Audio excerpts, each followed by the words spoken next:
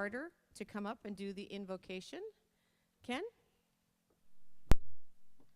Thank you, Lisa. At this time, let's pray. Lord, please bless this group. Please bless these vendors and these people that are here, that they get great knowledge and knowledge that helps them through their life, and let everybody walk down the path towards you, Lord, towards a blessed life. Amen. Thank you, Ken. So we're going to do a little change in our schedule. We had originally planned for to have Allison speak first, but instead we're going to have Dr. Vin come and speak. So let me introduce our speaker, our guest speaker, Dr. Norman Vin. He is a doctor of osteopath, the founder and chief medical officer at Housecalls Doctors Medical Group. So if you wouldn't mind let's welcome Dr. Vin. Come on up. Now, I've had a mission to take care of people that couldn't get out to see the doctor for many years. I don't want to pretend that we're the only people that do this. There's some other very good clinicians that do this. Today we're going to talk about the general model of why this is important and what it does to contribute to people's health and quality of life.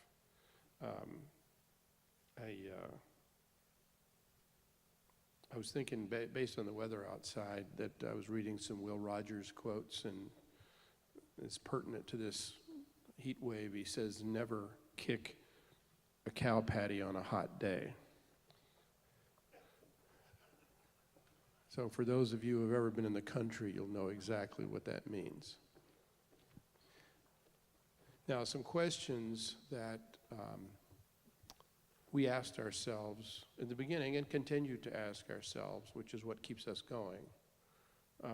Why should individuals with frailty or mobility issues have trouble accessing in-home care?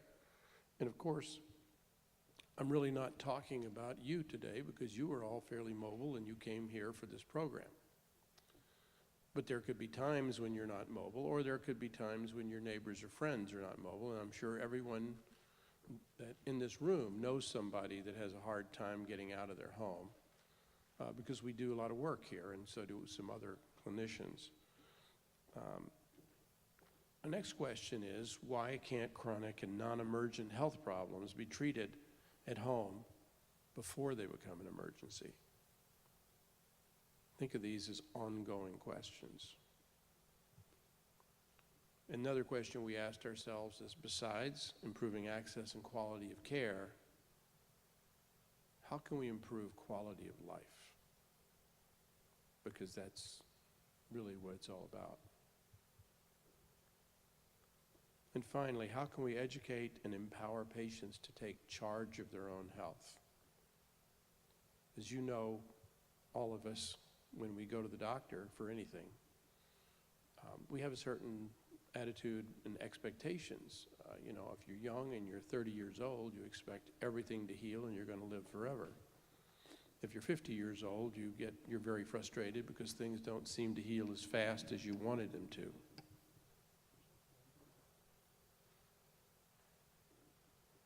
Oh, you need to something from the podium. Go right ahead. If you're 65 years old, you start to accept that, well, not everything is running as well as it should, but we hope we can keep the engine going another 100,000 miles. But once you get to a certain point of severe health problems, some of which are either irreversible or they counterbalance each other. You treat one and it makes another one worse, or you treat the other one and it makes the first one worse, or it creates a third one.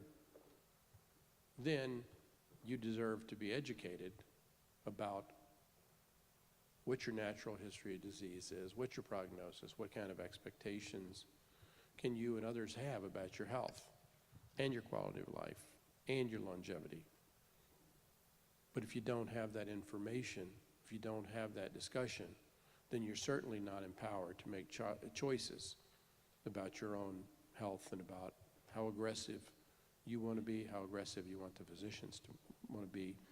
And that's just a real component of what happens when people, particularly when they're highly advanced age, they're frail, they're near the end of life. And that's part of the care.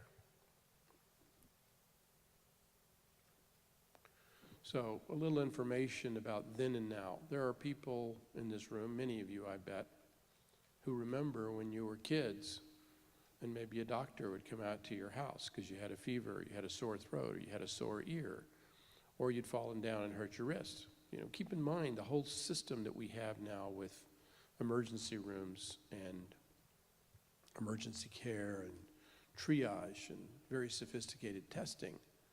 That's still relatively recent stuff. Emergency rooms were pretty basic places up through the 50s and early 60s. They started getting better in the 70s and 80s. You get an x-ray, you get some lab work, you get a stitch, a laceration sewed up. You'd show up there if you had a heart attack. But as emergency rooms got more and more sophisticated, the question is, what's the highest and best use of those emergency rooms? But let's go way back. House calls are the oldest form of medical care. Think about it. Until the late 17th century, there was no office consultation practice. That was when the concept of hospitals was born. And unfortunately back then, hospitals were just a place you went to die. There was very little treatment available. There was bleeding, there was leeches, there was amputations, there was no antibiotics. But almost all care was rendered in the home. House calls were commonly available, certainly in this country and I think around the world, until the mid-1960s, and then they sort of faded out. Does anybody know why house calls faded out in the 1960s? No, it's actually not that at all. I think people would pay for house calls. The doctors, they had two issues, something called standard of care. We started having to adhere to a standard that anybody had abdominal pain needed an abdominal x-ray, and anybody had a fever needed a complete blood count. And there became increasing amounts of malpractice, and so doctors became adverse to going out and making house calls without all the tools. And Medicare came in, and doctors started being able to bill Medicare for office services in a very efficient way, and house calls became really inefficient. I think even those of you who knew about getting house calls in the 60s and 70s realized it would usually be somebody after hours, or somebody coming out late at night, somebody coming out on a Saturday. But with the standard of care issue and and Medicare did not put good reimbursement in for house calls. It was all office-based care and very heavily oriented toward procedural-based care for surgeons and cardiologists and pulmonologists and other specialties. So house calls are really from the heart treatment. They're clinical medicine. They're talking to somebody, they're listening, they're touching. They're not generally involved with doing a lot of sophisticated tests, even though we can talk a little bit about what can be done as part of the virtual home team. But it got to be that house calls were kind of passé and Medicare didn't value them. A small group of committed physicians in an organization called the American Academy of Home Care spent years lobbying Congress and Medicare, and finally by 1998 they developed some new codes for home care that started moving toward fair reimbursement. You know, the old question is, I don't know what the question was, but I know the answer was money. And when you started seeing people get fairly reimbursed for house calls, then you started seeing a nascent industry start rising up. And then you started seeing groups of people who would do nothing but house calls. We didn't get involved in house calls until sometime after that. But the point is, that was 20 years ago now. And you're now seeing a lot more house calls being done for a lot of different models, a lot of different markets in the United States with good outcomes. It's been slowly growing, slowly becoming back into the mainstream. Our original, and also, when they establish these codes for care, the house calls are not for everybody. That's, in our world, we are thrilled when somebody can get in their car and go see their doctor. We want them to go see their doctor. We only want to see the people that can't get out to see their doctor. And there are a lot of those. There's plenty of them. But the point is, Congress didn't envision this to be a convenience model. They didn't envision that somebody would get a house call to make sure they wouldn't be late for their tea time. We do occasionally get people that literally just want to use us for convenient services, and we have to tell them, you don't qualify for house calls. You really need, we'll help you find a doctor, you need to go see your doctor.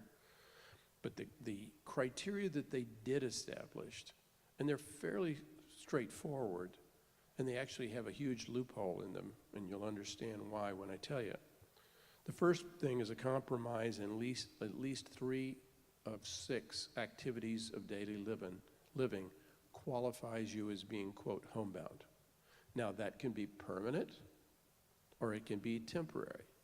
In our practice, for example, we do permanent chronic homebound patients, but we also have a census of patients, so we work with other clients and medical groups.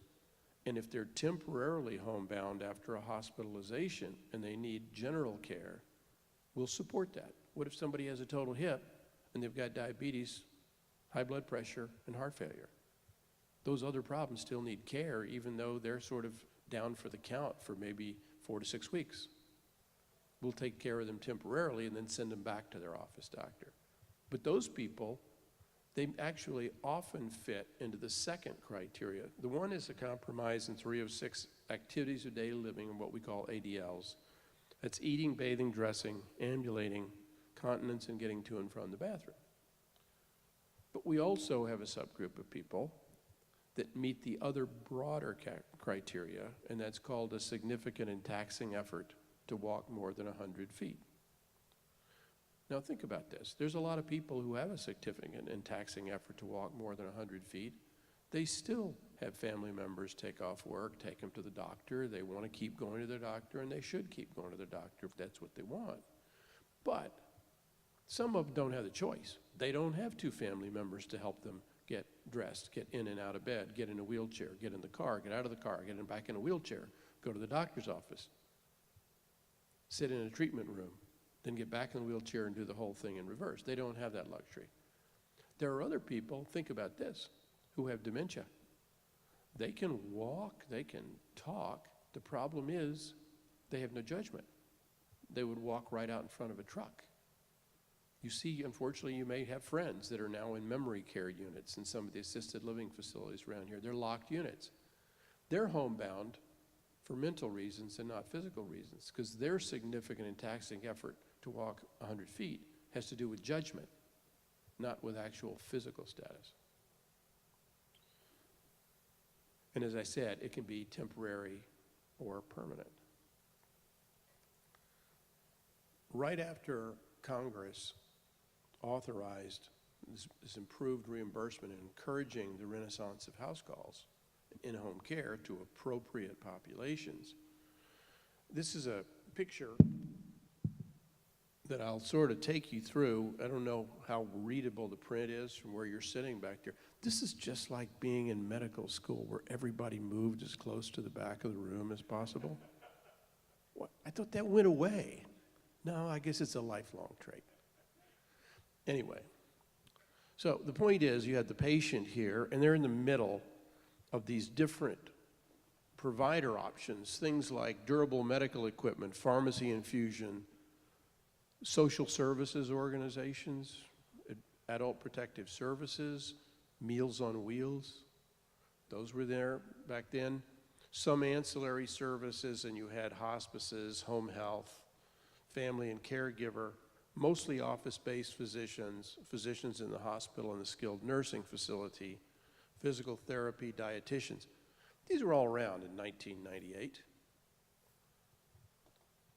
But it was clear that this was a disaggregated, disorganized team. And we had a vision a long time ago that there needed to be a 4th stop on the continuum of care. And this was the vision, and it's fairly straightforward. When we first started doing house calls, we would talk to groups and organizations and say, you know, we can help with house calls, and people would say, what do we need you for? We have the office, we have the hospital, we have the skilled nursing facility, but we're not missing anything. It was just a whole discussion to create awareness that there was a subset of patients that fell through the cracks, right?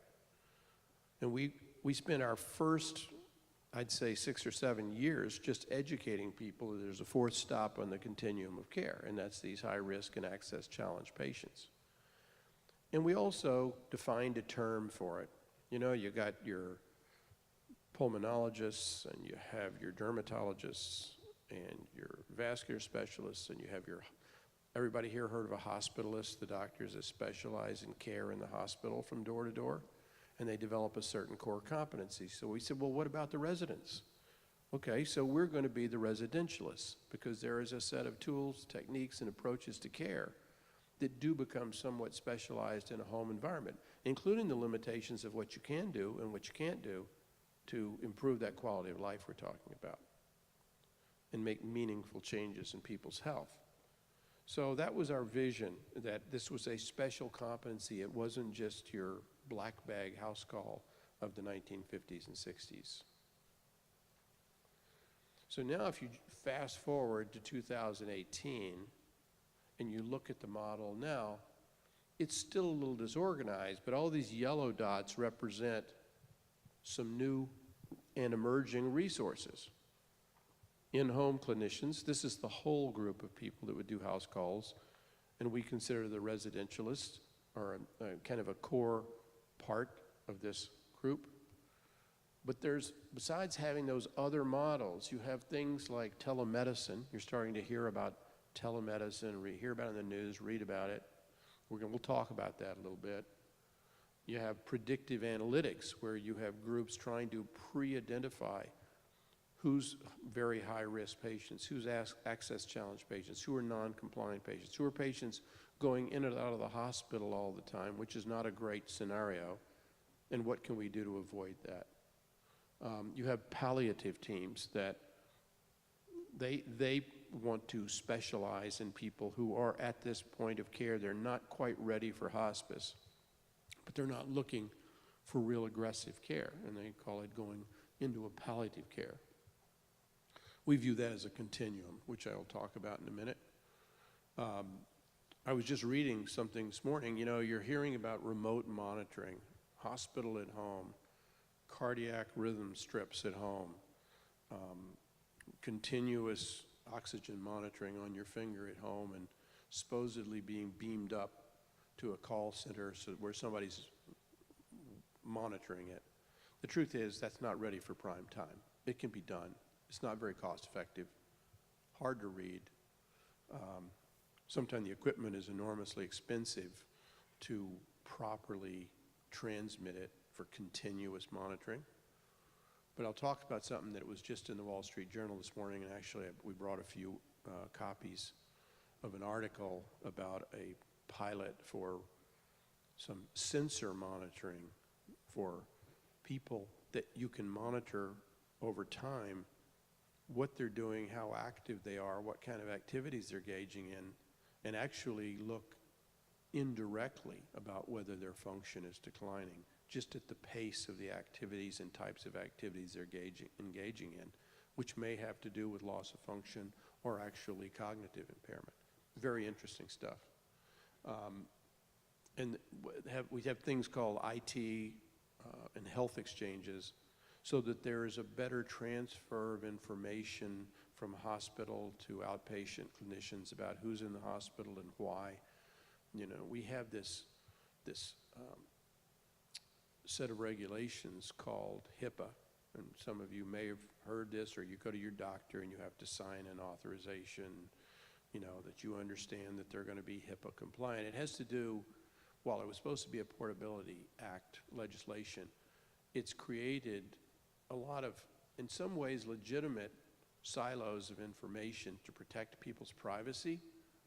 But the problem is, when the information does need to be transferred, all those regulations become a barrier rather than a facilitator.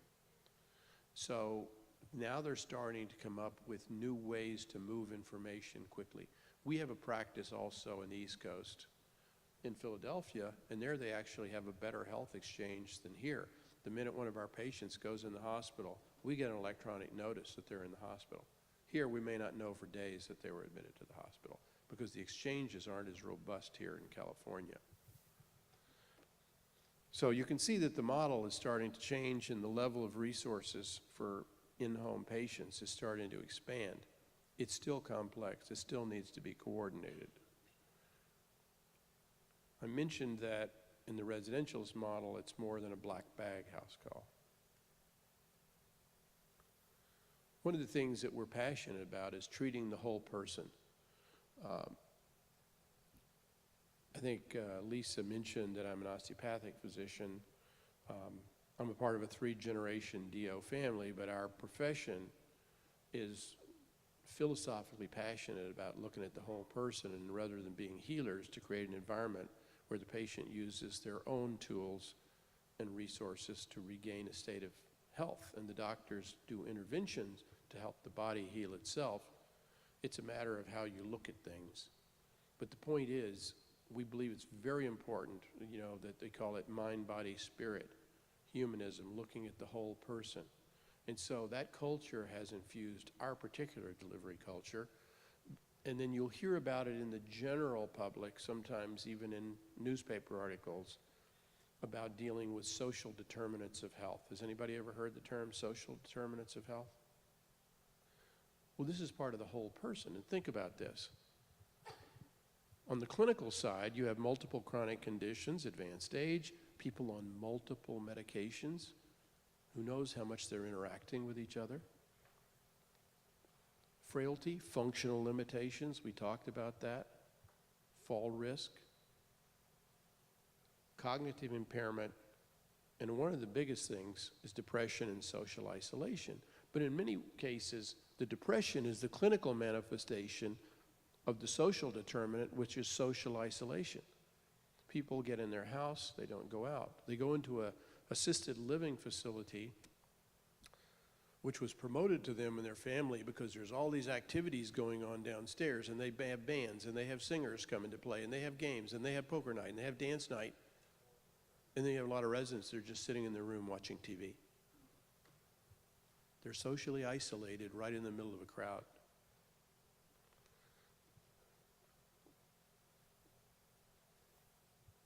But we have patients, they end up using the ER as their primary care physician, and they go there at the drop of a hat.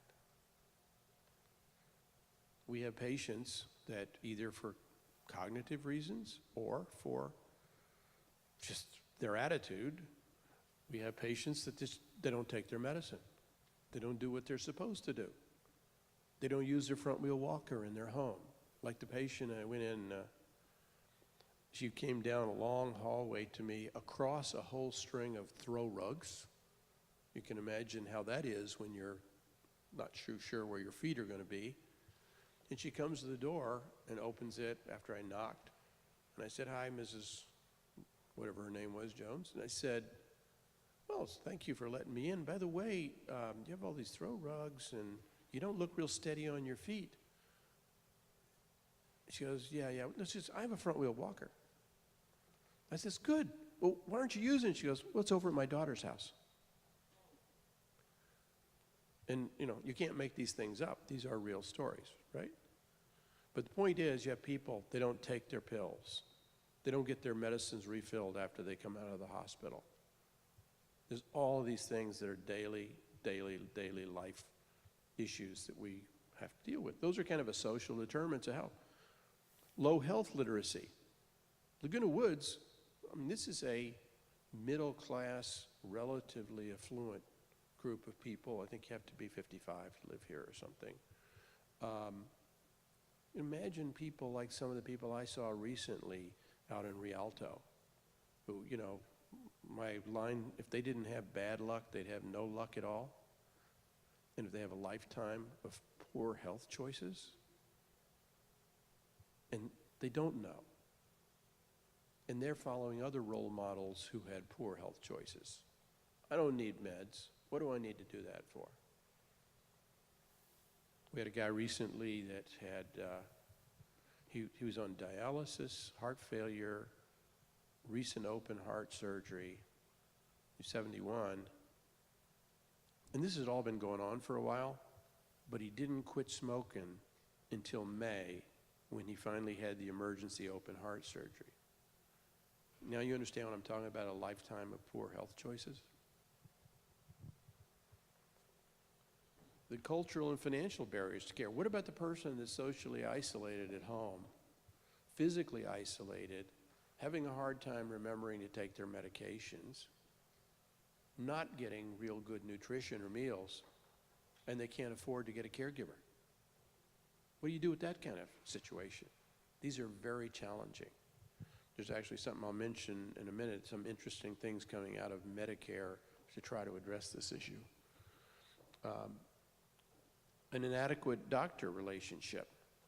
They have a doctor, but they haven't seen him in a year or 2 years. They just don't go. All right? And then I mentioned caregiving issues with basic housing. I mean, we had a lady in Philadelphia that literally our clinician walked in and nearly fell through a hole in the floor because the floorboards were all rotting. I know it's hard to imagine that in sort of this affluent Laguna Woods with all these nice casitas and apartments out here. It exists. We deal with it every day.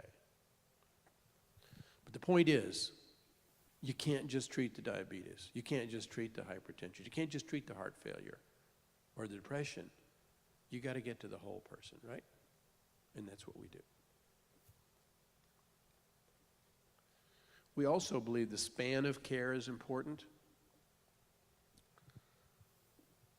What happens when somebody starts coming to us? Are they with us temporarily or permanently? And as I already mentioned to you, it could be either. And we're fine with either. We're fine with taking care of somebody during a care transition period, helping them get back to a successful relationship with their primary care doctor.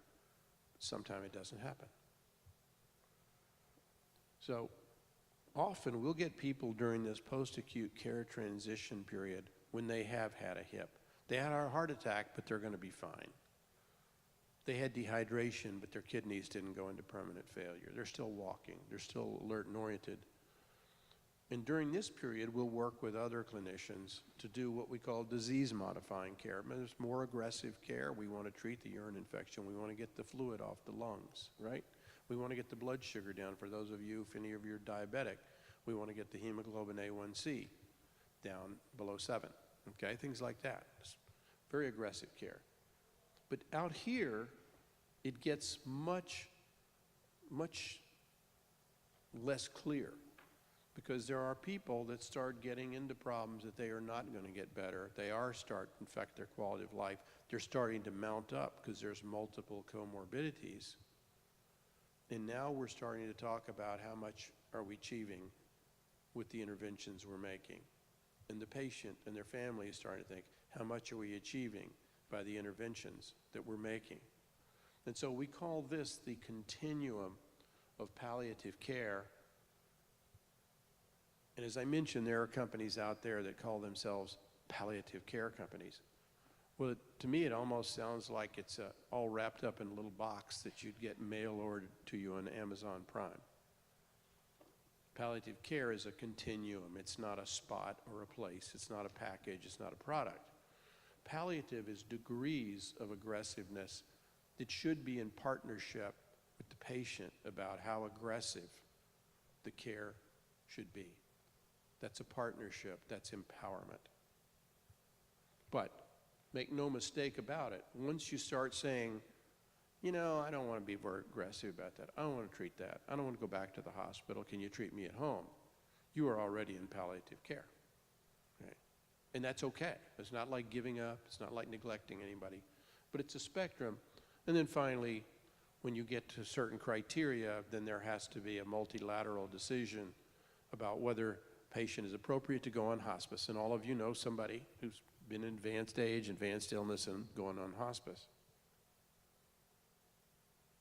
The whole point of this, that prior slide, is you're creating a continuum of care, particularly when somebody gets into our world, that they're not going to go back going back to their doctor for physical reasons or mental reasons. Although this can happen in a compressed way with a care transition situation post-hospital. But patients are in ambulatory care, they go to the hospital, skilled nursing facility, and then they start moving through this continuum. Here's where they get to the residentialists. In a care transition situation, then they go to palliative care, then they go to hospice care. But what's important is it's a partnership along a journey. This is the empowerment piece. Here, you need to build access, some degree of continuity, and trust. Because if you can't trust to have an open, honest conversation with your physicians, who can you talk to? I mean, you're sort of in their hands. It's kind of like when I go to the auto dealership. They could tell me anything. I don't know what they're talking about. But I have to trust them. Otherwise, I need to go to a different auto dealership, right? And then we try to do symptom and situation management. This is part of treating the whole person. And change management, whether it's getting rid of the poor lifestyle choices, whether it's improving compliance, whether it's improving quality of life, but empowering people to change the way they do things. You know the old Irish prayer about give me the grace to change what I can change, to accept what I can't change, and the wisdom to know the difference? That's a part of change management, because patients, as they get sicker and sicker, and this is all of us. Remember, I'm not that far from you guys here. I guess I could live in Leisure World. I could have for quite a while. But the point is, it's not just changing your health. It's not just changing your symptoms, but it's also changing your perspective about where you are in your life and your health status and your mortality. Change management is part of that, because at the end of the day, you want a peaceful journey wherever you are, but you're on a journey. We're all on a journey. It's called birth to death. We're all somewhere on that journey.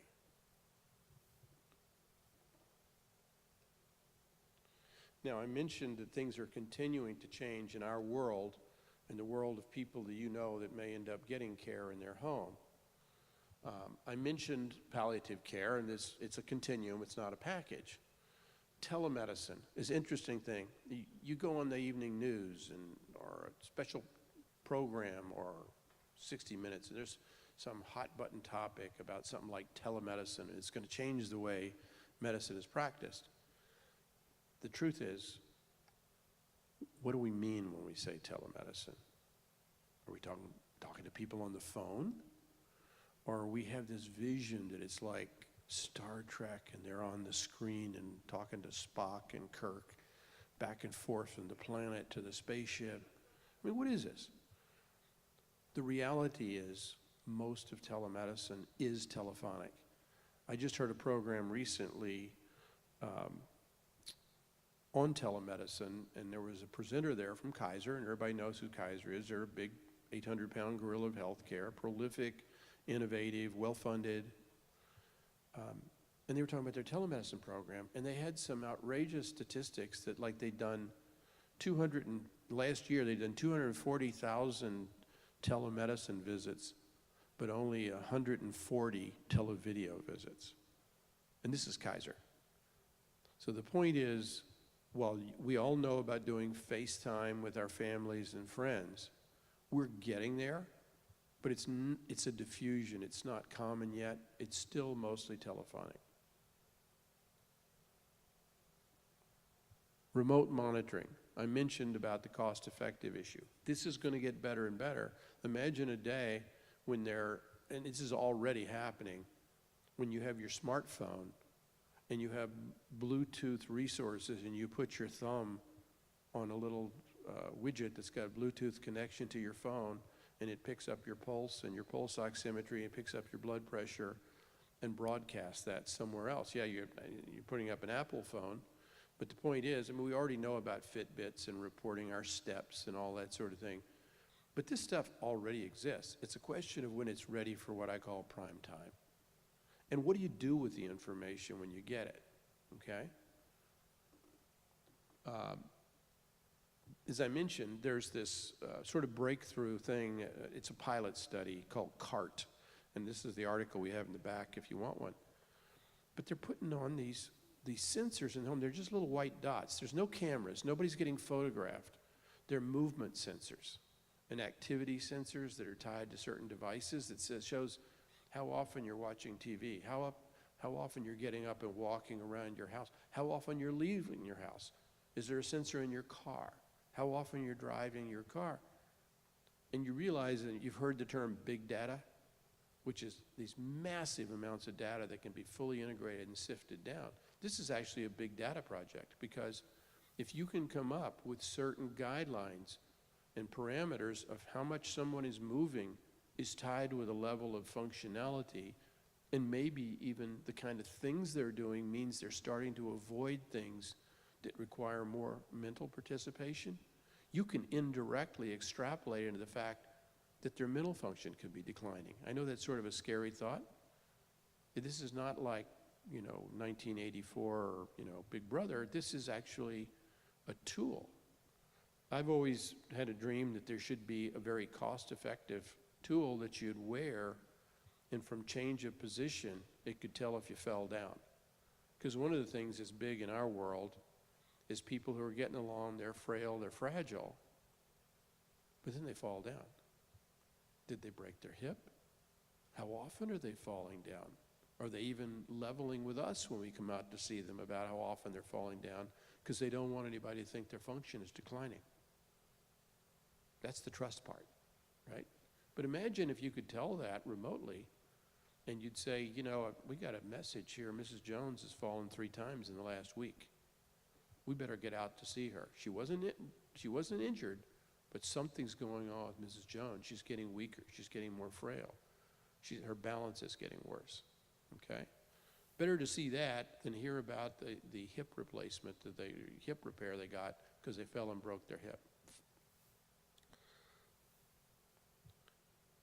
Mobile integrated health. There's a company out there, and I don't know how well they're going to do. But what they're doing is they are sending out like medical assistants, maybe nurses, but I know it's medical assistants, to patients' homes, and they have some of the remote Bluetooth monitoring information and a video camera, and then they'll connect with an office-based doctor or somebody sitting behind a computer screen that will be taking assessments and making decisions and recommendations based on this remotely transferred information. Now, think about everybody's comfort level here. I think that has a real place in healthcare. It's sort of a low-cost approach, very good with Medicaid plans where there's not much money involved to pay for care like this, and it's probably better than having nobody at all. But most of us still believe in the power of touch. We like remote monitoring. We like telemedicine. But this is not a total replacement of coming in, sitting down in front of somebody, listening to them, being compassionate about their issues, looking at the whole person, putting together the nuanced stuff that you probably wouldn't get off a video screen, and creating some trust, which may promote compliance and peace of mind and quality of life. It's going to be all of the above. The future is going to be all of the above. It's not going to be one thing totally replacing another thing. That's just where I'm betting on that. And there's an analytics-driven remote case management. There's a company called NaviHealth, and they will go in and use data from hospitalizations, data from insurance claims, clinical information, and they will have a totally telephonic case management model with a patient. They're calling them regularly. They're talking to them. Have you taken your medicine? But it still doesn't replace that face-to-face relationship, the bond that you create that probably is going to have more impact on your decision and your peace of mind than somebody calling you on the phone. So it needs to be all of the above. It's not one or the other. And the last thing I'll talk about is an interesting thing that just came out from CMS recently, and I think this is going to go into effect in 2019. CMS, throughout their existence, they pay for treatment, evaluation, and treatment of health conditions. Now there's a new definition of called primarily health-related. And why is that important? Well, traditional Medicare would pay for lab, x-rays, surgery, splints, wheelchairs, doctor visits, hospitals, nursing homes. But what about these social determinants of health? What about somebody that goes home from the hospital and they're not quite sick enough to go into a skilled nursing facility, but they're not quite safe enough to go home? Well, there's now a whole industry, looks like it's going to develop, because Medicare is starting to say, well, maybe we'll pay for an assisted living facility for a week or two where there are nurses there. It's a lower level of care than a skilled nursing facility, and that's actually less expensive than paying for the nursing facility, and it still has an impact on this average 20% readmission rate that we have in the United States that's horrendously expensive, since a lot of those readmissions are probably avoidable. Number one, you talk about the cost side and the plan side. Nobody wants to go back to the hospital within 30 days of their discharge. Does anybody here want to raise their hand and say, I want to go back to the hospital within 30 days? Nobody does. Hospitals are not, they're technology-driven places with great resources. They're also places that are full of nosocomial infections. There's also places that are noisy 24/7, where normally cogent older people will go and then all of a sudden have delirium and start hallucinating and yelling. There are places where people are in bed too long and they end up leaving with bed sores, or decubiti as we call them. So hospitals are not just the benign, nirvana that maybe we once thought they were. Oh, if I just go to the hospital, everything will be okay. Well, if you go to the hospital, it's because you should be there, because you need to be there. But if you don't need to be there, why are you there? Is there some way we can prevent that? And so now Medicare is recognizing that they're in their own self-interest, in terms of your tax dollars, that if they pay for an assisted living facility for 2 weeks, it's a lot less expensive to sending you to a skilled nursing facility. It's a lot less expensive than having you go home and maybe go back to the hospital. So it's really a big watershed change that they're paying for primarily health-related services and not just health services. So you're going to hear about this on the news. You're going to see a lot more about it. I mean, I'd say stay tuned, because it's going to be interesting. Because I think there's, like anything new in Medicare, it's also going to generate a whole new industry of people that are doing this and doing that, and they're going into business because they want to just take care of use these primarily health-related dollars. Well, that's fine as long as they're helping people. But the people have to come before the business. That's always been our deal. The people have to come before the business.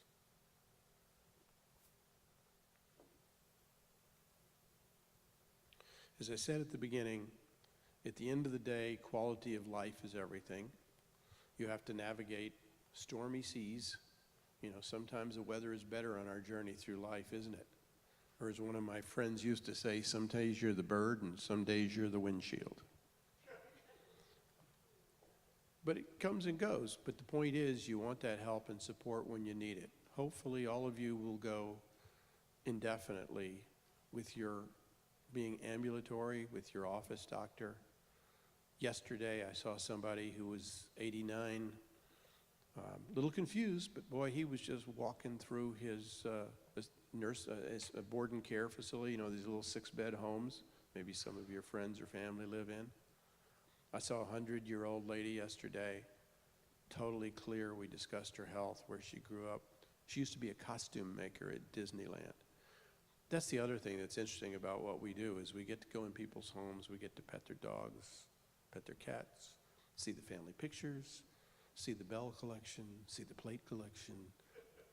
That lady took me out one day to show me her totally cherried out 55 Chevy sedan that had been sitting in her garage for 20 years, but it was perfect because she couldn't drive it, but she kept it. But those are like, what is it? They say the chocolate chips and the cookies of life. To get to see that's our privilege, that's our honor, to see the whole person, not just their health problems, but who they are as a person, where they've been, what they've learned, I learn a lot of lessons from these people.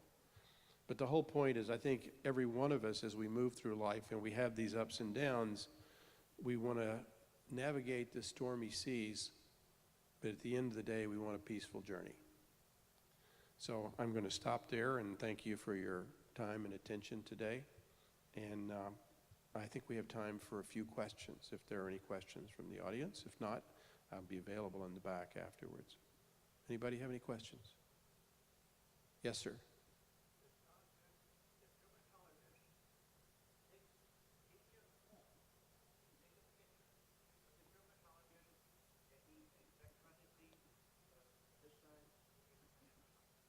Yes, that's a telemedicine model.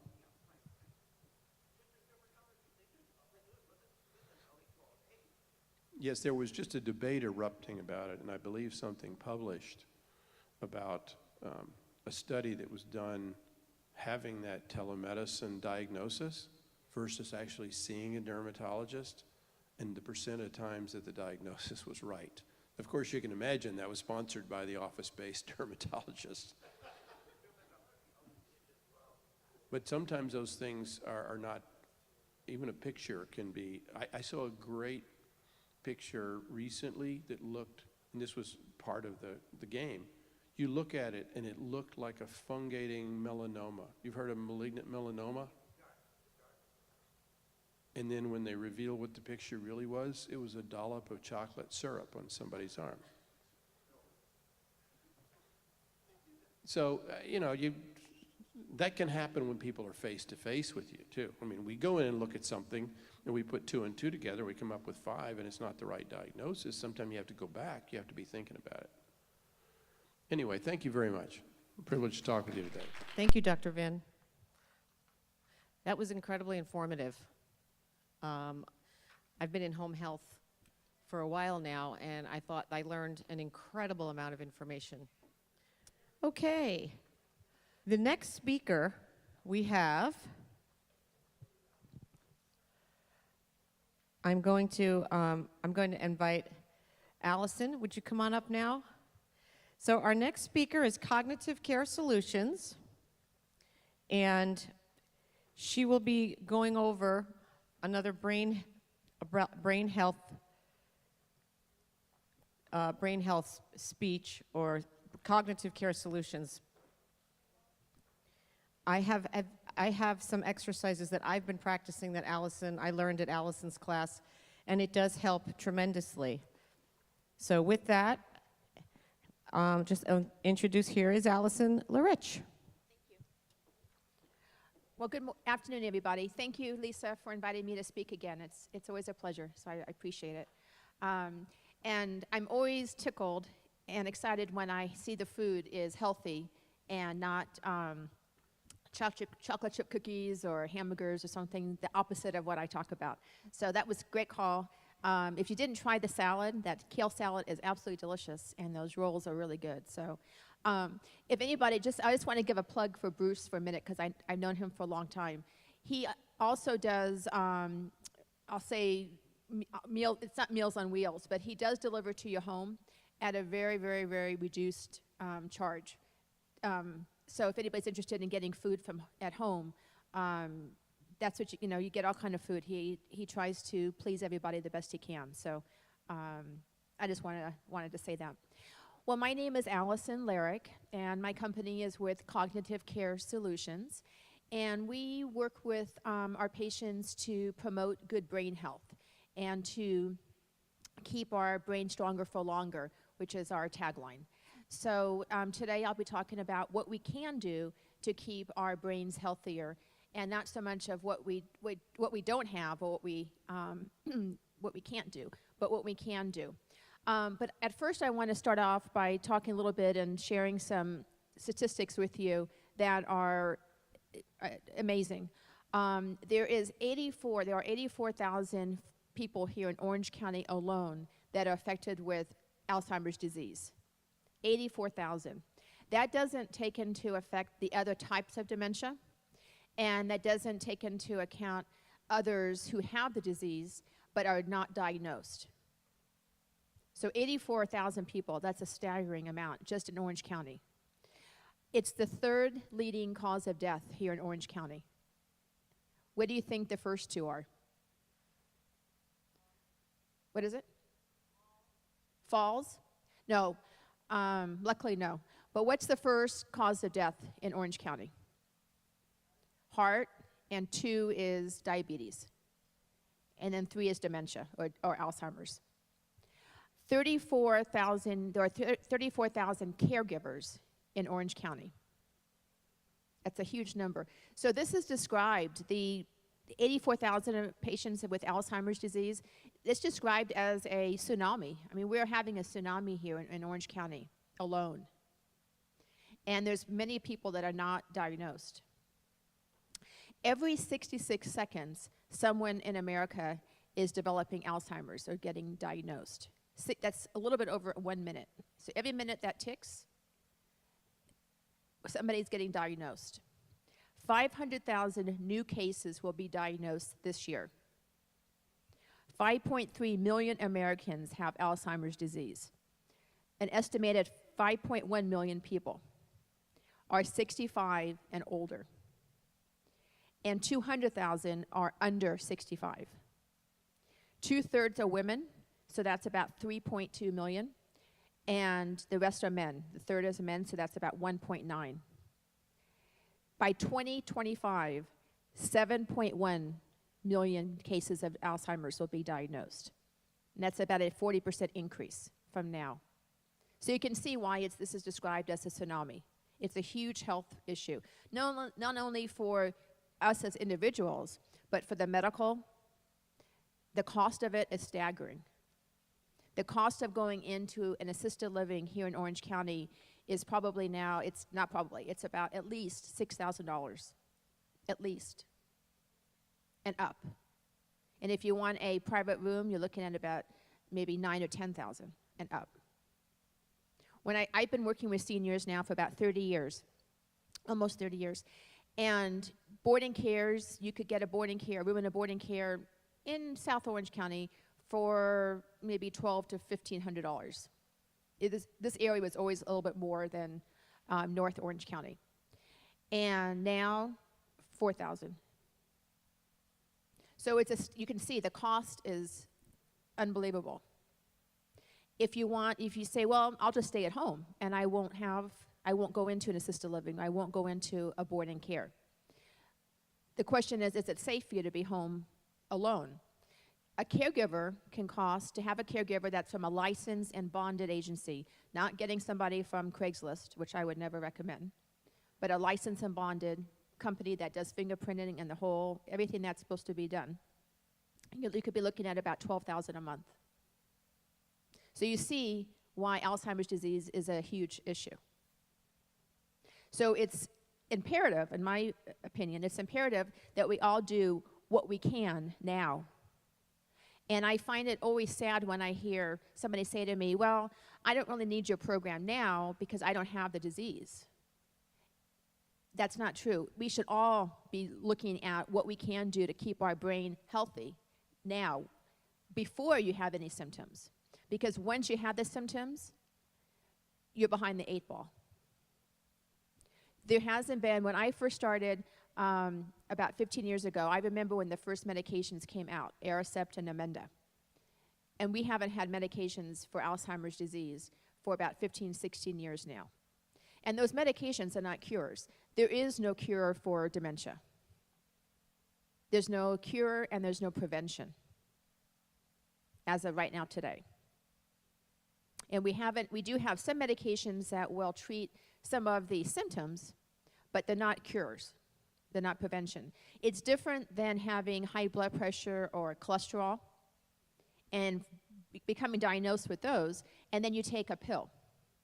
So if you choose to eat meat and you choose to eat cheese and all the things that maybe we shouldn't eat because you want a heart-healthy diet, and you have the mindset, well, if I get my blood pressure taken or I have my cholesterol taken and my cholesterol is high, instead of reducing and dieting and eating a healthier lifestyle, you decide to take that medication. At least we have medications for that will reduce the cholesterol. But we don't have that type of medication for our brain. So once we're diagnosed with Alzheimer's, and most of you have heard me say that when you're diagnosed with Alzheimer's, you have what's called plaques and tangles in your brain. You've heard of that. Once you have those plaques and tangles, there's nothing we can do to get rid of those as of right now today. The good news is, though, there is a clinical trial that is in the 3rd stage, and that clinical trial is for medication that hopefully, fingers are crossed, they're showing some promise with getting rid of the plaques and the tangles. Or I think the plaque, actually, the amyloid plaque. So hopefully that will continue to be researched, and we'll have maybe a new medication down the road. But right now, it's all about lifestyle, making lifestyle changes. And like I said, we should all be doing it as an early age, 20, 30, 40 years old, not when we start to have issues. Make sense? All right. So what is cognitive fitness? Like I said, we don't have a cure for degenerative dementia, and we can't prevent. But we can do things to reduce the process or the progress of the dementia, the symptoms. Now, I like to talk about it in terms of modifiable risk factors, medical risks and lifestyle factors. Now, the medical risks are, what do you think? What did I tell you with the first cause of death? Diabetes is 2, heart disease is 1. So the first diagnosis, medical diagnosis, that's related to dementia is heart disease. And that all makes sense because it's all related, right? What's good for your heart is also good for your brain. There should be no aha moment with that one. And what's the number 2? Diabetes, right. And there's a lot of research, tons of research now, on the effects of sugar on brain health. And it's thought to be that sugar is actually causes inflammation. And so it causes inflammation in your brain, which the researchers are saying has a relationship to progression of dementia and diagnosis of dementia. So eating a diet that's higher in sugar than it should be is related probably to the onset of some dementia. One thing I want to clarify before I move on is that, does everybody know the difference between dementia and Alzheimer's? So dementia is your umbrella term. Dementia is like saying cancer. And under cancer, you have all different types, right? You have breast cancer, prostate cancer, lung, brain, pancreatic, all the different types of cancer. And under dementia, the first leading cause of dementia, like I said, is Alzheimer's disease. That's the most common, about 60% of people. Then we have what's called Lewy body dementia. That's sometimes related to Parkinson's. We have Parkinson's-related dementia. We have vascular from strokes. You have AIDS. You have all different types of dementia. But so my practice, we'll just, for argument's sake, we're just going to leave it for dementia. It doesn't matter the diagnosis, whether it's Alzheimer's, vascular, Lewy body. What I'm suggesting works for all.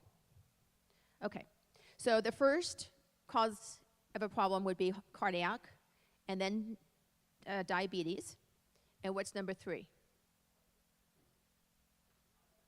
Not Alzheimer's, no.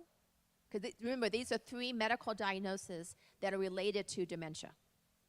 So what do you think the third diagnosis is? It also starts with a D. No? If I walk around like this, no, diabetes is 2. If I walk around like this, with my head down, maybe some tears, depression. So the first disease would be, like I said, cardiac, 2 is diabetes, and 3 is depression. Now, why do you think depression plays a role in the diagnosis of dementia?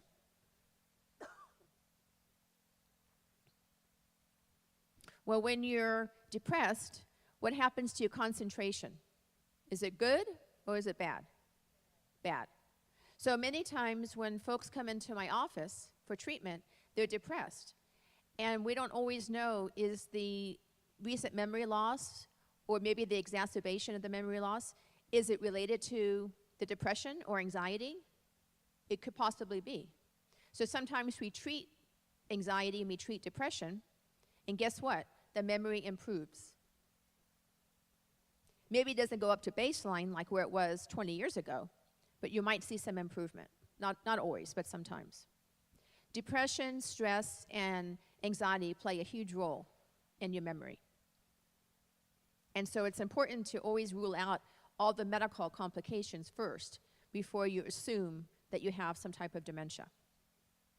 Make sense? So next is what I call modifiable risk factors. These are all the factors that you can choose or not choose to modify in your life. There's nothing on this bubble that you can't do.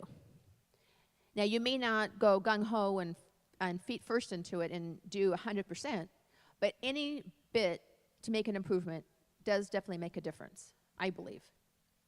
Now, nutrition, what diet, who knows what diet is touted now? What diet is highly recommended for a good heart-healthy diet for brain health? Mediterranean. Yep. And why is that diet thought to be good? It's low carb. It's mostly fish, very little meat, very little, I don't think any pork, but very little meat, mostly fish. So you're getting omega-3s, and olive oil, green leafy vegetables, and fruit. Yep. Whole grains. And guess what? No or very little of the carbs that we all like, the chocolate chip cookies, the chocolate cake, the crackers, the chips, all that junk, donuts, right. Very, very, very little amounts. So it's something that you have to get used to, because if you eat a diet that's high in those sugars, then it's hard to make changes. But even if you cut out meat, if you're a big meat eater and you say, okay, maybe I'll give it a try, I'll have fish a couple more times a week and get rid of that meat. Meat is not good for a healthy diet whatsoever. There's lots of research on the negative effects of eating red meat. So it's not just for a healthy brain health diet, it's for the whole body, really.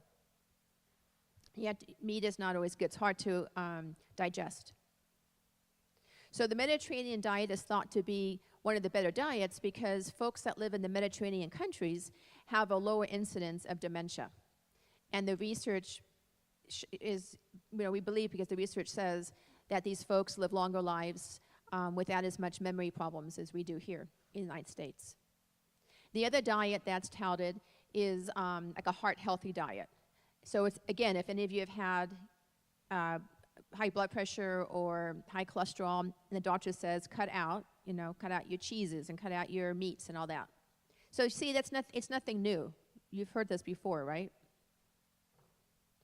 Rice, pasta, not so good because that's all sugar. Okay, any questions on nutrition? No? Okay, physical exercise. Now, physical exercise sort of is my soapbox speech because I used to do home health and hospice about 10 years, and I have seen scores of folks after falls and breaking hips and arms and legs. And guess what? Many times they were from those area rugs and those beautiful rugs that you have in your home. And some of you have had the fortune of hearing me say this many times, but those rugs are dangerous. They cause a lot of falls. And it's not just the fall from tripping over the carpet, but then many times the carpet is underneath the table. So you fall, you break your hip because you fell, and then guess what happens? You hit your head on the table. So you have a broken hip or broken leg, and then you have a head injury because you hit your head. And I know that some of you are thinking, oh, I would never do that, or that would never happen to me. And I hope it doesn't, and I hope I'm 100% wrong.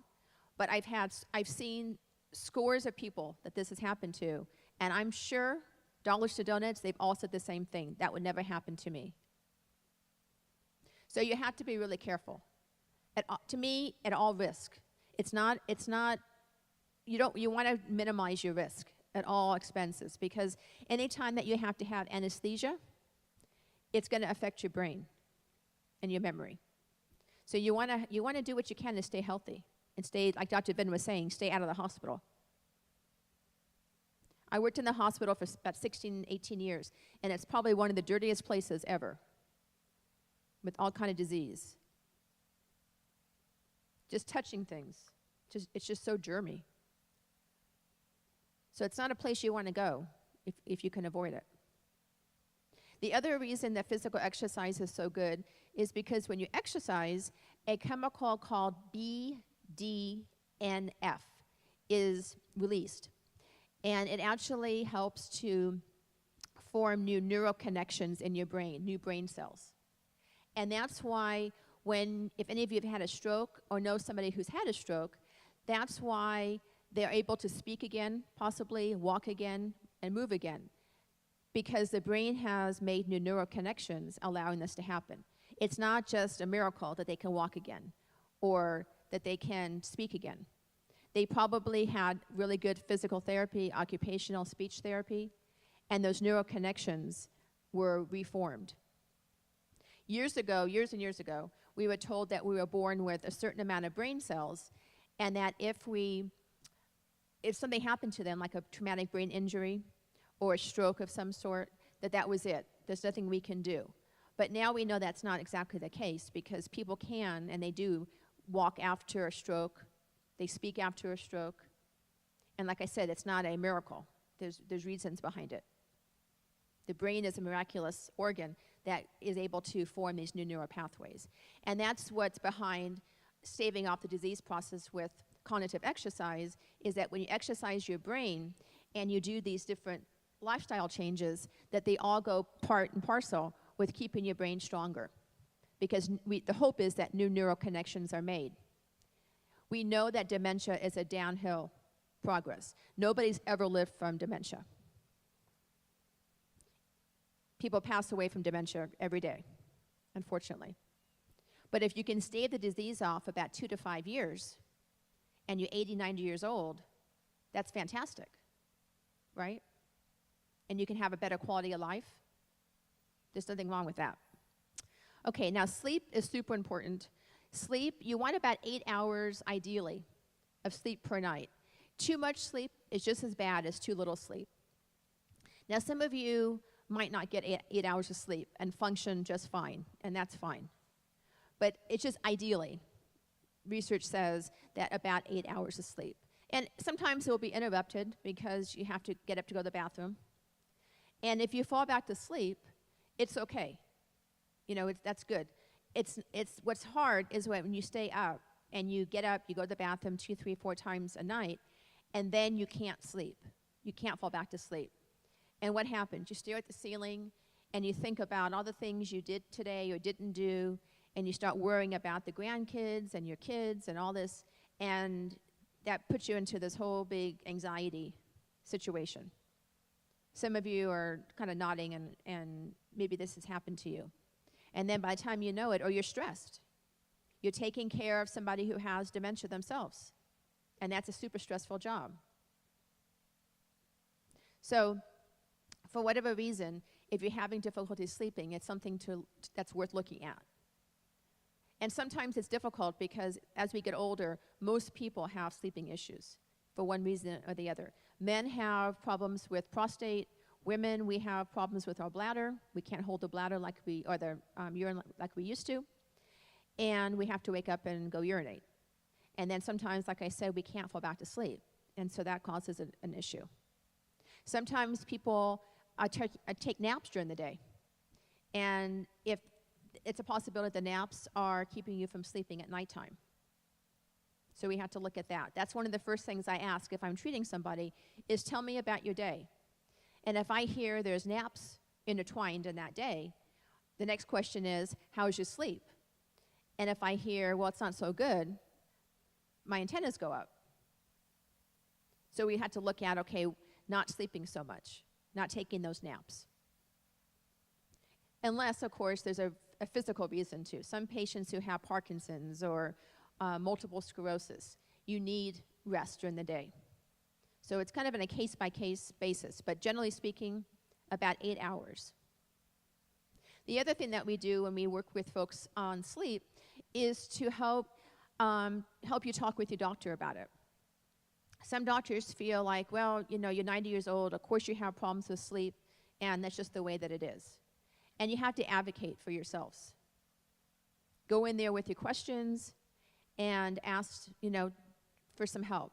You can ask a pharmacist if there's any type of interaction going on with your medications that you're on that are causing you to have sleeping issues. And it's okay to get a second opinion. Second or third opinion. There's all different types of treatment for sleeping problems. And years ago, I used to hear a lot of grumbling about having CPAP machines. And most recently, they've come out with these small little CPAP machines that are great, smaller than this computer. And I hardly ever hear any issues anymore with the noise and, you know, I used to hear all different kind of problems about it. But nowadays, I hear very, very, very little. And patients tell me all the time what a godsend they are and how much they work, how well they work. So it's worth to look into different sleeping interventions. I'm going to skip brain exercise for a second. Why is socialization important in your brain health? Why am I suggesting socialization? Yeah, you got to get out, meet people, talk with people, share ideas, socialize. There's a huge, huge issue if you're not getting out and socializing a little bit. It doesn't mean that if you're always an introvert and kind of to yourself, I'm not suggesting that you're going to become, you know, a social butterfly. But certainly getting out, you know, having lunch with somebody, a friend, getting out and just socializing with people is really important, not to become socially isolated. Now, managing stress and depression, I kind of talked a little bit about that and the importance. It's a huge issue as we get older. And there's lots of different reasons why people get depressed and anxious. But it's important to look at that, because especially if it's affecting your memory, it's important to look at that. It's important to see what's in your life that's causing that stress. Because the good thing is, stress and depression and anxiety are treatable. You can see, you know, what we do in my company, you see a therapist, you talk about your feelings, you find new ways to cope. Maybe sometimes you need an antidepressant, and you get better. Most depressions and anxiety, most of it is always treatable, and you see results. But if you keep letting it go, letting it go, letting it go, it's just going to get worse. It's not going to get better. And then it affects other parts. Then it affects your sleep. It affects your nutrition. Some people, when they get depressed, they eat a lot, and others stop eating. Neither one is good. Then you can't sleep, or you sleep way too much. You sleep through the whole day. So depression can be a huge issue if it's not treated. It's not something that you want to just wait and see what happens. Okay, now brain exercise.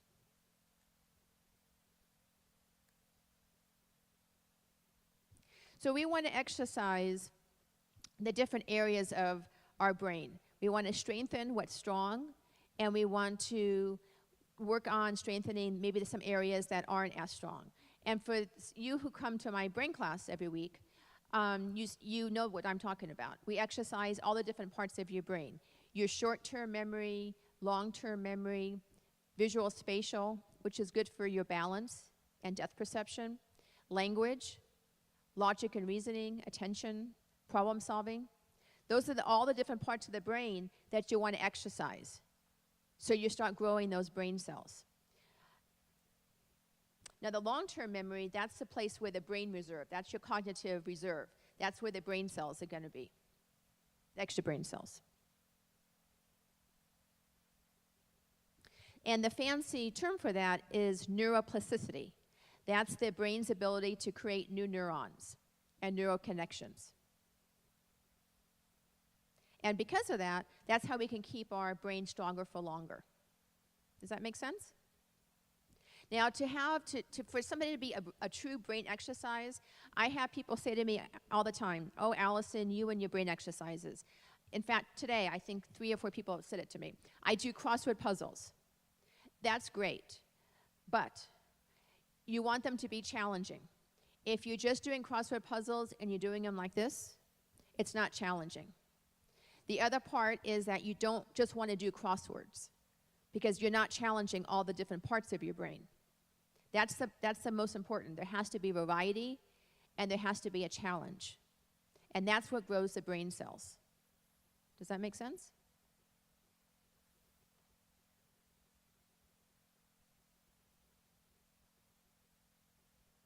So if you're doing Sudoku, when somebody told me they play Sudoku, that's excellent for brain exercise. That's an excellent brain exercise. But if you're really good at it, and you think, well, I'm going to continue doing this level because I can do it, it's not going to hurt you, but it's not going to grow the cells, the brain cells. You want to take it up on the next level. You want it to be somewhat challenging. Not so challenging that you're ready to throw the book out the window, but challenging enough that it's just a little bit difficult so you can grow into it. Make sense? So you want to do a combination of Sudoku, reading, playing Scrabble, doing some kind of word problem. I have some books in the back that will kind of give you the idea of what kind of games. There is, I would say probably thousands of apps available that you can download. A lot of them are free. Some of them you have to pay a little bit of money. And it's good to have different ones because, again, they'll challenge different parts of your brain. Who does brain exercises in here? Besides the ones that come to not the ones that come to my group, but the other people. Who does brain exercises? Oh. Start doing them. Don't put, I won't say who it is, but one gentleman in this room bought my book last time and told me today, "Oh, I found it." That doesn't do him any good, right? So read, play Scrabble. If you have grandkids, you can play Word with Friends on the computer. There's just tons and tons and tons of things you can do to keep your brain stronger.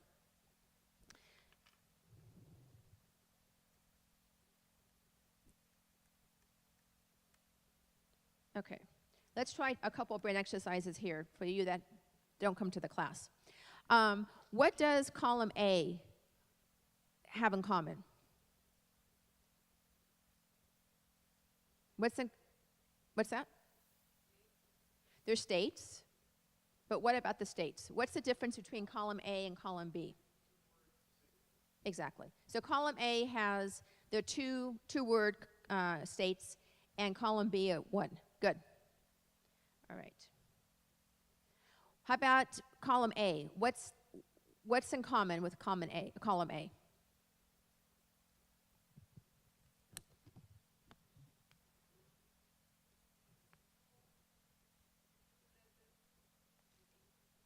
You're very close. You're close, but not exactly.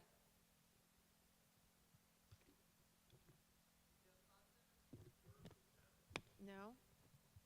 You're hot. Not just 2 letters, but 3. So there's 3 G's, there's 3 E's, 3 S's, 3 P's, and 3 R's. Okay. This is my favorite slide. What's the commonality? And if you've done this before, don't say it out loud. What's the commonality in column A?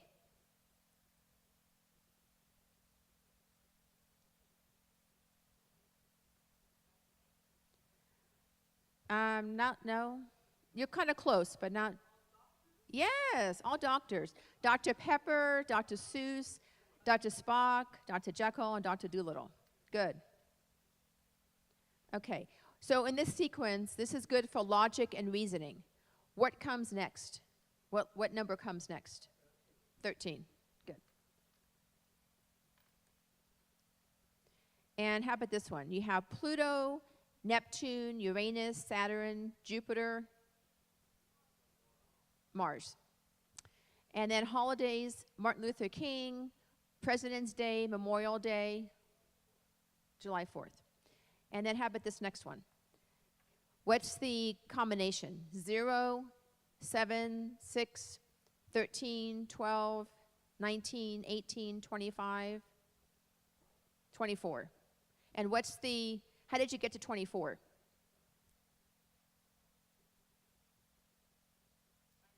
-1. And how did you get so what's the pattern? For this whole line, what was the pattern? Right. Good. Okay.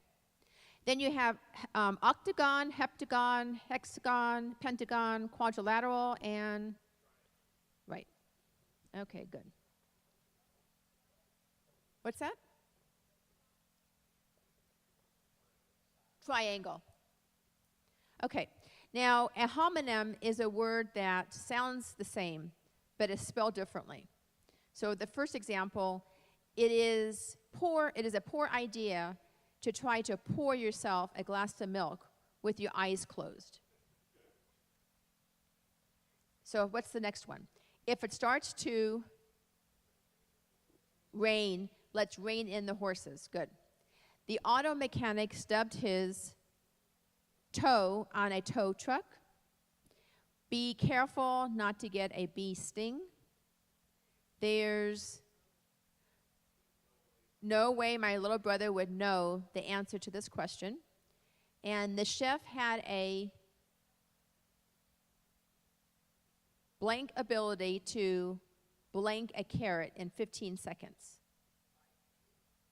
What is it?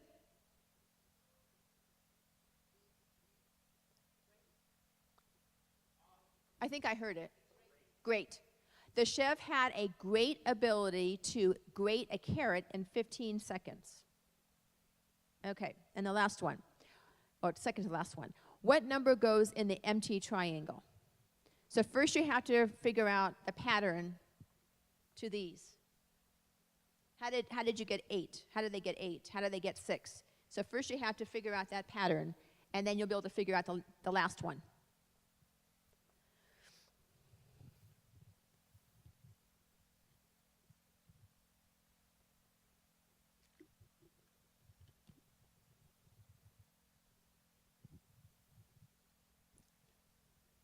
Anybody see it?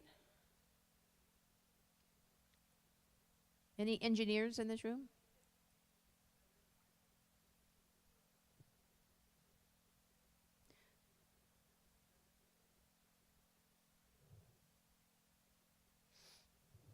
So for the first one, you have 6 minus 2 is 4, and 4 times 2 is 8.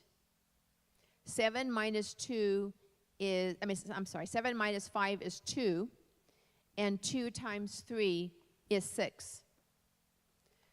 7 minus 4 is 3, and 3 times 2 is 6, and 6 minus 5 is 1, and 1 times 3 is 3.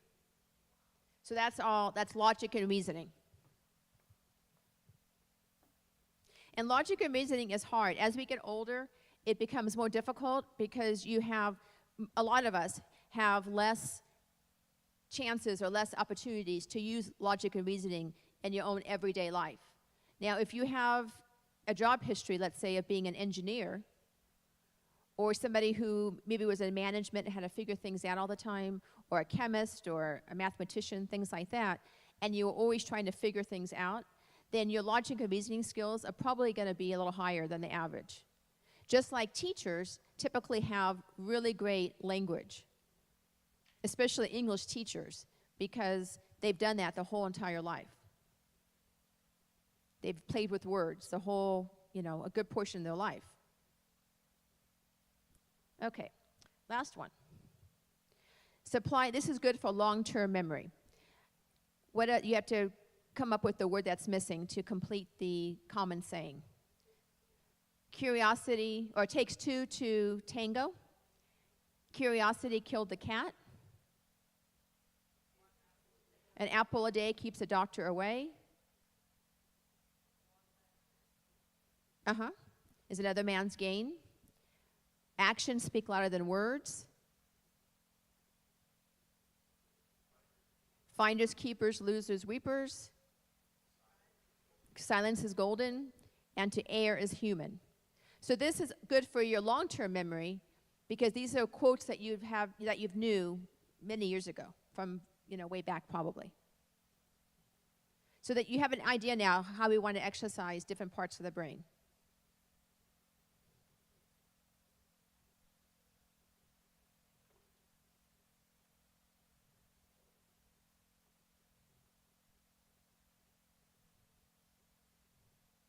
So like I said in the beginning of my presentation, there's nothing magical about this.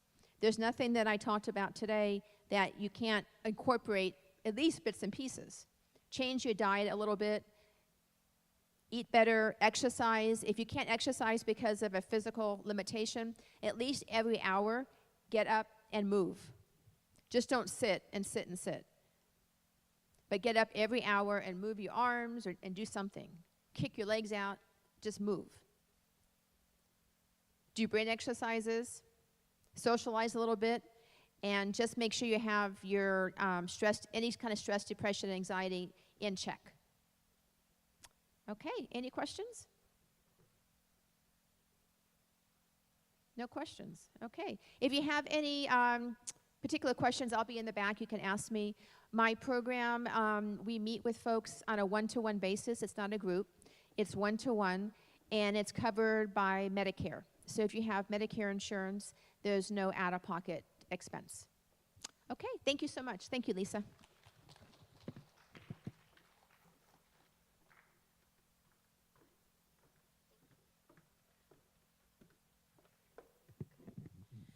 Okay, thank you, Allison. That was excellent. So now, our next speaker, I'm excited. She's the first time with us with the CCA, but there'll be future. This is introducing from Memorial Care Home Health, Tracy Stahl. She's going to talk a little bit about home health and how it operates and how you can benefit from home health. What is home health? How many of you have ever had home health in your home with nursing prescribed by your doctor? Okay. So there's different occasions that you'll be prescribed home health. And what does that mean? So Tracy's going to come up now and talk a little bit about that. Please help me welcome Tracy. Thank you, Lisa. Hello, everybody. I'm Tracy. I'm a registered nurse, and I am a home health nurse. And I see that a few of you have raised your hands and said that you've experienced home health nursing. So who can tell me how your home health nurse helped you? Go ahead. What home health nursing gets assigned to you for is you get discharged from a hospital. You have a procedure or surgery, and you may come home and still not be finished with your therapy.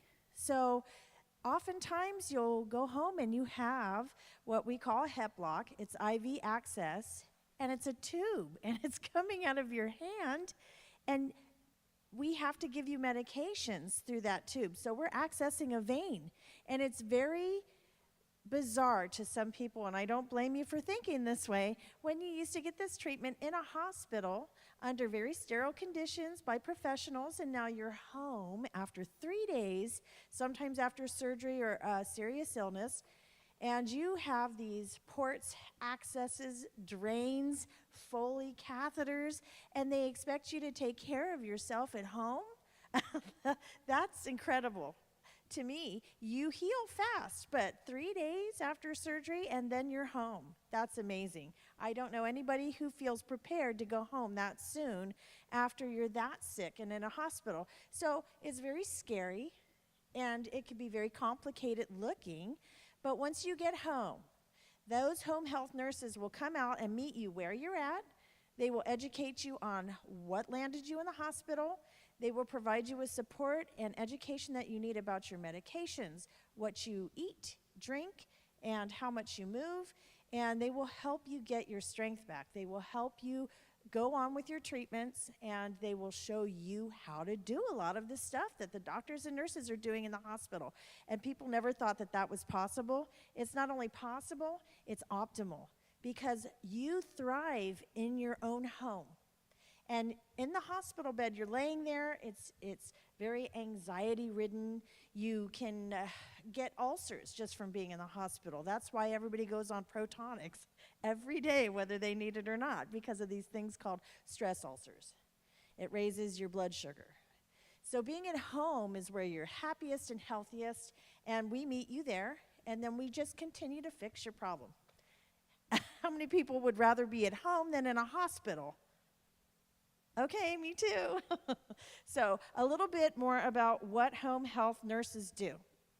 So there's many reasons, again, why we would come out to meet you there. So if you have a surgery, you might have these complicated incisions, the wounds, the bandages, the drains, and you might need antibiotics to prevent infection.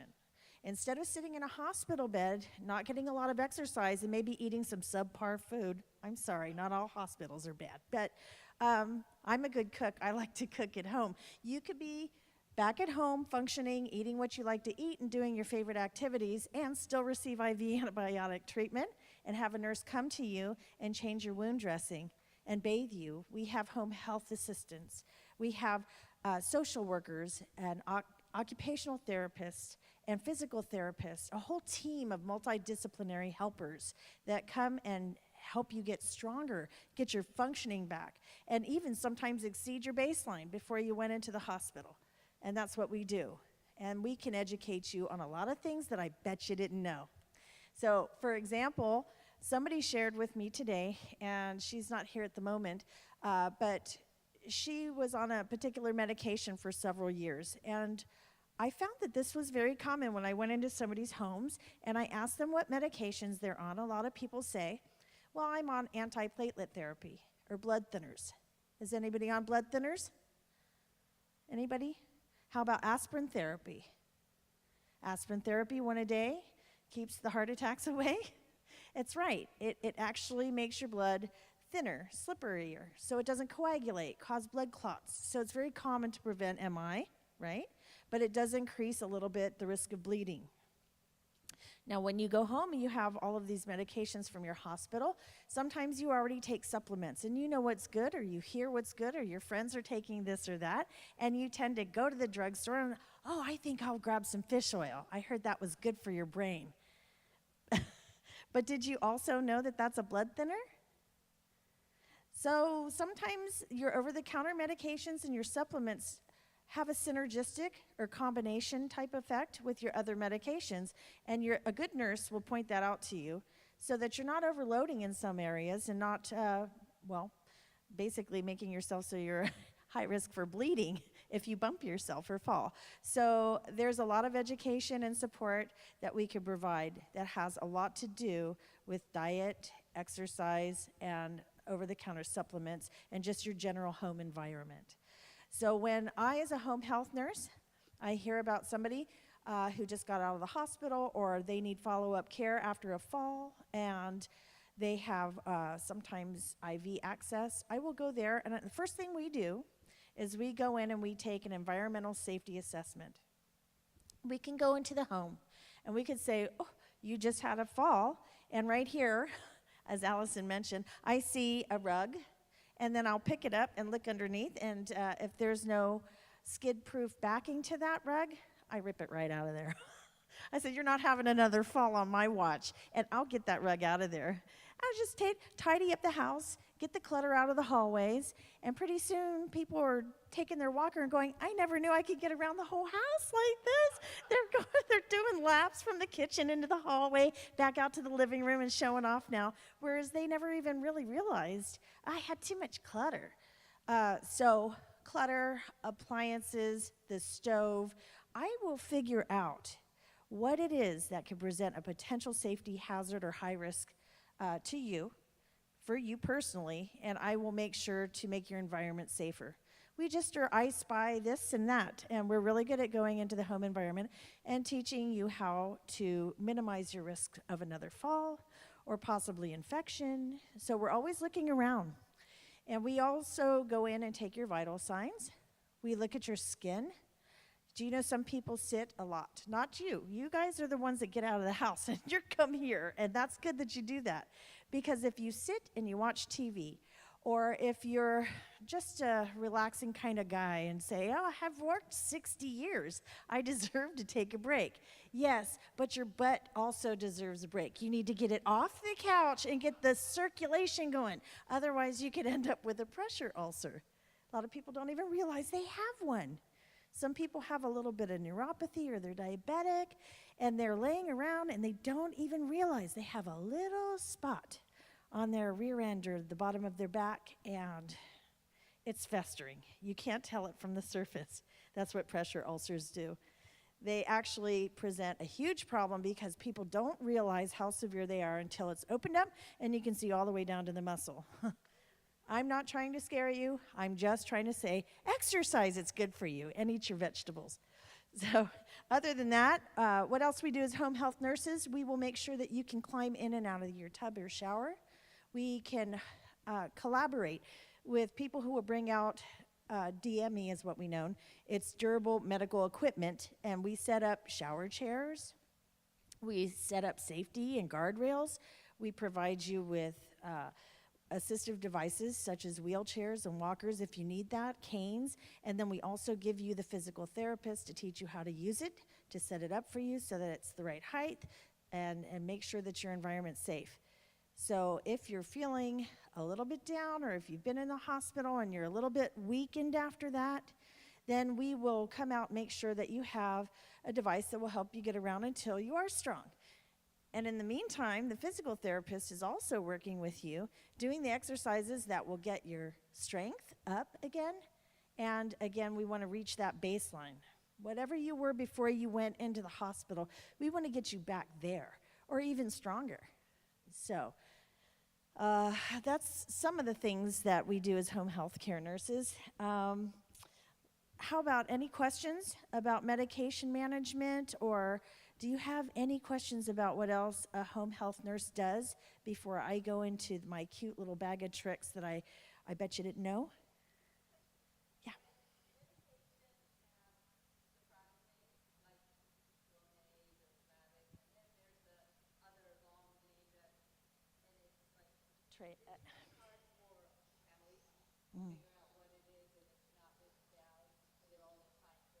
That's a good point. So,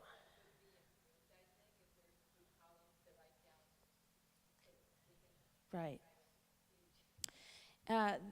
This is also another very good reason why you want home health care from an accredited agency that actually has their nurses trained to educate you on where to find that information. It is a joint commission. That is an accreditation agency for hospitals and all good care. They set standards, and they want you to know what your medications are. So they require hospitals and other facilities, and we, as Medicare providers, to understand that medication reconciliation is not just a big word. It is all about educating you about your medications, what they are, what both the trade and the generic names are, where to find them, all about what dosage you should take, how you should be taking it, and what did you take before your hospitalization. During your hospitalization, your meds will be different. And then when you get out of the hospital, you have discharge medications. They want you to have all levels of care, all the medications reconciled at each step, so that when you get home, you understand what your new orders are. And you can also see what your old orders were. And those medications with the generic names and the trade names should be on the prescription bottle, but they're not always. Sometimes your doctor will only prescribe the generic version and you will only see the long name. There's no way you can pronounce that name. Even I, as a nurse, and I took Latin, I can't pronounce some of those names. But the names, in the names, they give you a hint of what they do, and those big long names should be on your medication reconciliation. And that is the discharge paperwork that the hospital should be giving you. And it is very intimidating. Yes. Right.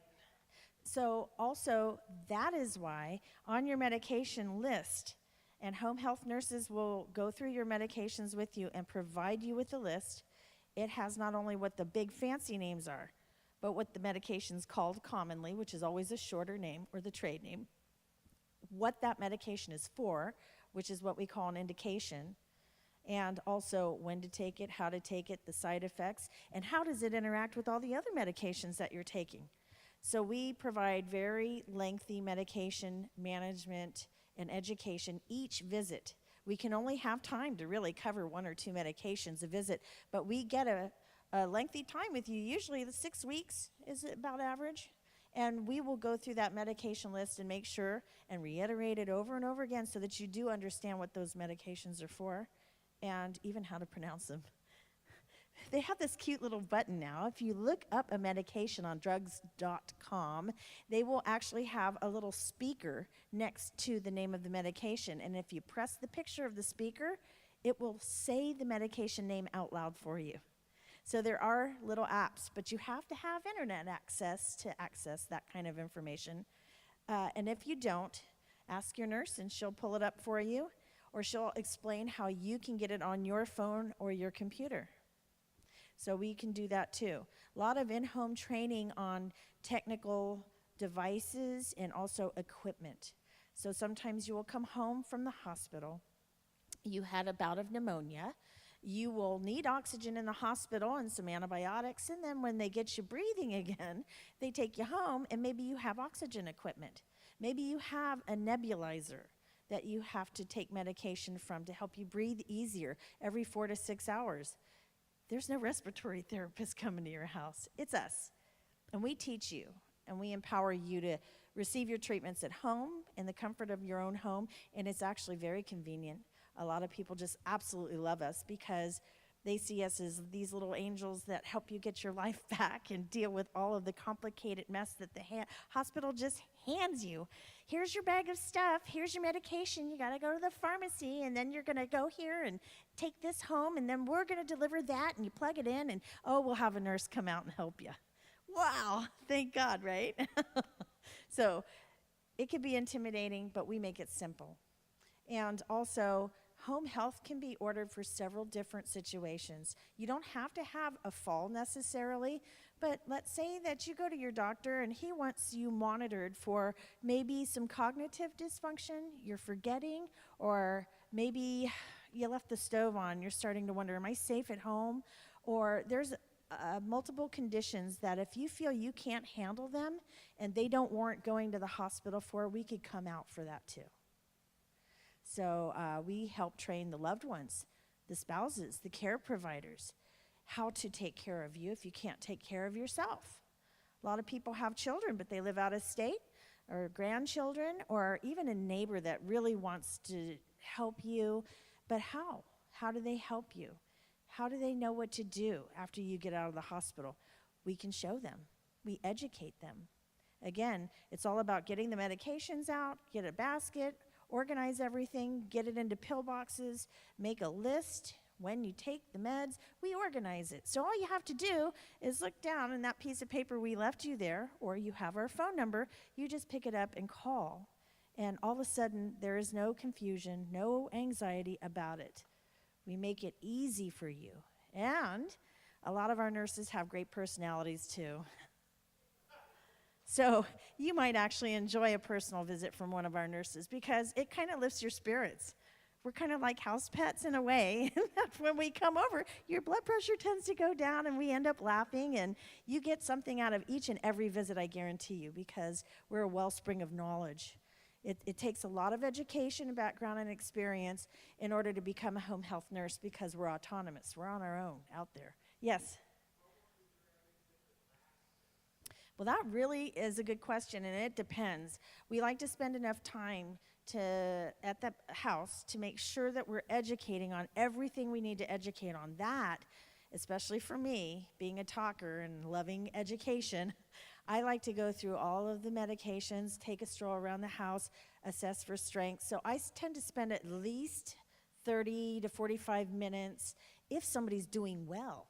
If they're not doing well and I don't know them and I have to get to know them, I'm Inspector Clouseau. I'm going to be there for an hour, sometimes more, especially if there's equipment involved in open wounds and wound care and IV antibiotics and home pumps that we have to program.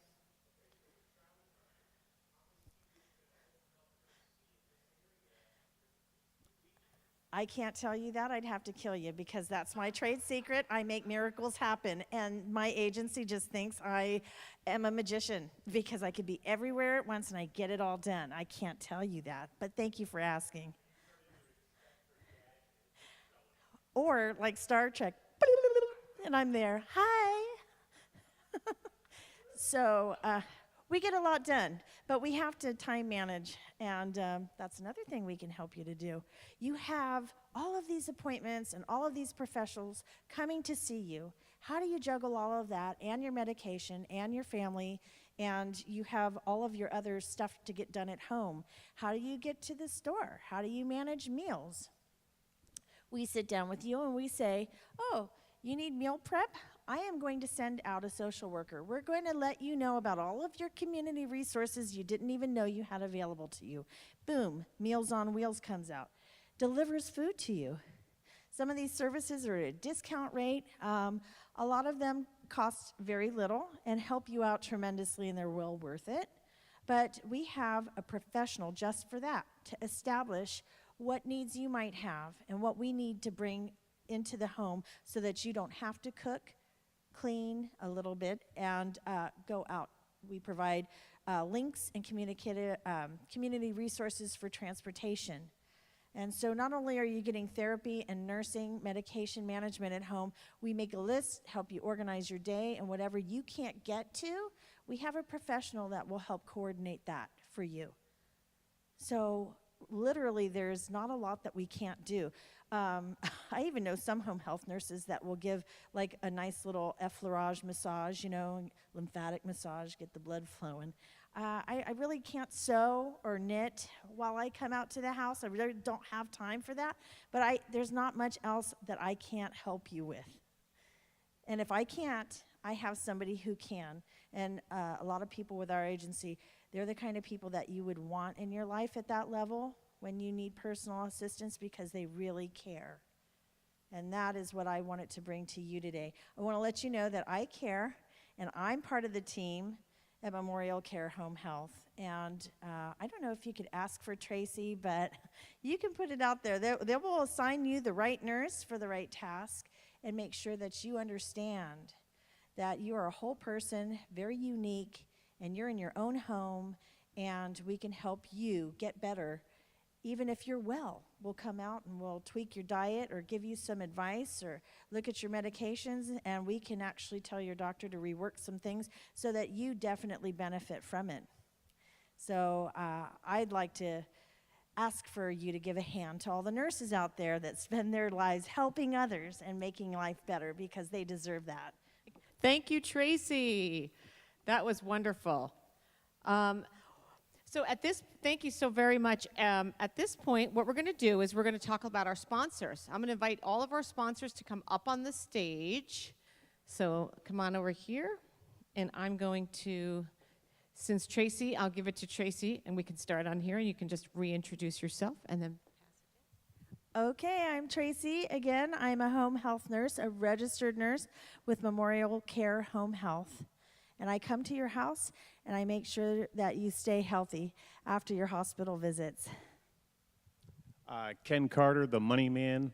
As you can tell by the pants and the vest, it got too hot. I'm the guy who basically has 7 steps for a happy retirement, and a happy retirement is the one where you're spending your money, not just in case money. So I allow you to spend your money because you can't ever outlive it. You can't ever lose it from the stock market. You're guaranteed an income for life, and now you're happy because you're not stressing out about the market, and you live a long, happy life. And I'll turn it over to Allison now to have a long, healthy brain. Thank you, Ken. Allison Larrick with Cognitive Care Solutions, and my office is about maybe 5 minutes from here. And like I said before, we work with patients who have healthy brains, but also folks who have mild cognitive impairment and mild dementia. And our services are covered under Medicare, no HMOs, but straight Medicare, and some PPOs actually pay for our services as well. My cards are in the back. Hi, I'm Karen Pollock with Neekin Wellness Technology. I'm a 21-year consultant for Neekin. Neekin is a 43-year research and development company, and they research the most advanced wellness technologies in products that you can use in your home to keep healthy. Our main specialty is magnetics. We have a line of sleep systems, magnets that you can wear. These are all magnetic products. You can sit on them. You can put them in your shoes. We also have a nutritional line with organic whole food supplements that are pharmacy grade quality. And what I do is I teach you about these technologies, and I'll even let you try them out. In fact, I have my massage product here today, so if you would like to try a magnetic massage after this is over, just come back to my table. And I also have brochures and information. So I look forward to helping you. Thank you. Hello, my name is Diamond, and I'm representing Housecall Doctors. I have known Housecall Doctors for about 16 years, and how I did that is I was a director at an assisted living, and after I had Dr. Vin come and see one of my residents, I received a phone call on a Friday evening from this lady asking me how Mrs. So-and-so is doing. And I thought, what doctor's office calls you later on after the visit is long gone to find out how that patient is? So at that point, I really became very interested in Housecall Doctors. I soon left that company and have been with them for many, many years. And I'm very proud to say I'm an employee of them. Thank you. I'm Lily Vin. I'm the marketing manager and community liaison with Housecall Doctors Medical Group. Currently, Housecall Doctors covers the Orange County, Los Angeles, and Inland Empire areas, and we have a team of 30 plus. Our care team for each patient includes a doctor and an advanced practice clinician, so you'll be seen up by an NP or a PA. And we cover all of those areas and take care of refills, help with care coordination, work alongside home health and hospice very often, and we're ready to help you guys. Well, thank you all. Let's give our sponsors a big hand. Thank you. Okay, any questions for any of our sponsors? Okay, well, thank you very much. And you can visit them at their tables in the back. Thank you so much. Okay, and that will conclude our program.